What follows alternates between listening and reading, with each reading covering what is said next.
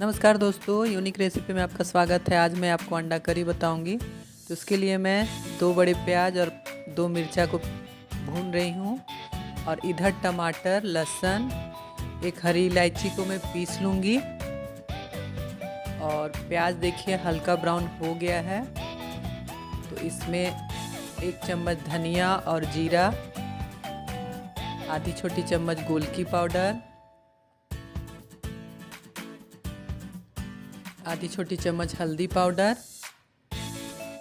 स्वाद अनुसार नमक, और ये जो मसाला मैं पीसी हूँ उसे डालकर हल्का तेल ऊपर आने तक फ्राई करूँगी। मसाला भून चुका है। इसमें मैं ग्रेवी को गाढ़ा करने के लिए 1 आलू दे रही हूँ। इसे भी कुछ देर के लिए फ्राई कर लूँगी। 1 चम्मच मैं गरम मसाला दे रही हूँ, 1 टीस्पून गरम मसाला और कसूरी मेथी देकर 2 मिनट के लिए फ्राई करेंगे और इसमें वार्म पानी डालेंगे और 2 मिनट पकाएंगे।